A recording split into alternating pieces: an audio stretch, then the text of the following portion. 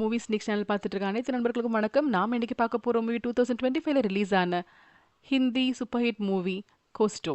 இதுல கோஸ்டோவா நடிச்சிருக்கவர் நவாசுதீன் சித்திகி அண்ட் வில்லனா நடிச்சிருக்கவர் நம்மளோட கிஷோர், அதாவது டிமெல்லோன்ற பேர்ல இருக்காரு.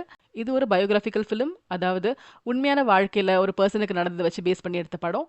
ஸோ இந்த படத்துல உண்மையாகவே 1990ஸ்ல நம்ம நாட்டில் கஸ்டம்ஸ் அதிகாரியாக ஒருத்தர் கோஸ்டோ பெர்னாண்டஸ்ன்னு இருந்தார். அவரோட ஸ்டோரியை தான் அப்படியே படத்தில் எடுத்திருக்காங்க. ஸோ ஒரு கஸ்டம்ஸ் ஆஃபீஸர் ஒரு பொலிட்டீஷியன் அண்ட் ஒரு பெரிய பவர்ஃபுல் பர்சனுக்கு அகெயின்ஸ்டாக அவங்க ஸ்மக்லிங் பண்ணுறாங்கன்னு தெரிஞ்சுட்டு அந்த இன்ஃபார்மர் மூலமாக டிப் கிடச்சி அவர் ஹார்பரில் போய் அதை எப்படி கண்டுபிடிக்கிறாரு, அதை கண்டுபிடிக்கிறனால அவருக்கு என்ன ஆபத்து ஏற்படுது, அவர் அந்த கஸ்டம்ஸ் டிபார்ட்மெண்ட்டை நல்லா வேலை பண்ண முடிஞ்சுதா, அந்த டிபார்ட்மெண்ட் சப்போர்ட் பண்ணாங்களா, ஏதாவது இவருக்கு வாழ்க்கையில் பெரிய பிரச்சனை ஏற்பட்டுச்சா, அவங்க ஃபேமிலியோட எப்படி வாழ்ந்தாரு, இல்லை இந்த ஸ்மக்லிங் கேஸ்னால அவரோட வாழ்க்கை திசை திரும்பி போச்சா அப்படின்றதான் ஸ்டோரி.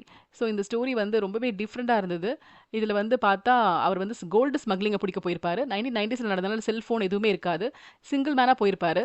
டிப் கிடைச்ச உடனே அவர் வந்து அந்த பர்சனையும் பிடிச்சிருவாரு. பட் அந்த பர்சன் இவரை வந்து கத்தியில் குத்திருப்பான். ஸோ செல்ஃப் டிஃபென்ஸ்க்காக இவர் கத்தி எடுத்து திரும்ப குத்தும் போது அந்த பர்சன் இறந்துருவான்.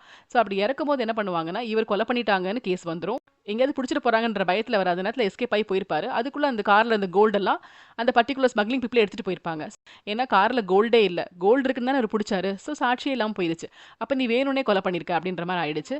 அது நிரூபிக்க ட்ரை பண்ணும்போது சாட்சியெல்லாம் வந்து அவங்க அழிக்கிறாங்க ஆப்போசிட் பார்ட்டி. ஸோ அதெல்லாம் மீறி அவர் வந்து வெளியே வந்தாரா, நம்மளோட நாட்டு கவர்மெண்ட் வந்து அவரை நம்பிச்சா இல்லையா, சுப்ரீம் கோர்ட்டில் இந்த கேஸ் என்ன ஆச்சு, அவரோட வாழ்க்கை எப்படி போச்சு, இதனால ஃபேமிலிக்கு என்ன ப்ராப்ளம் வந்தது அப்படின்றத இந்த கதையில் ரொம்ப அழகாக சொல்லியிருப்பாங்க.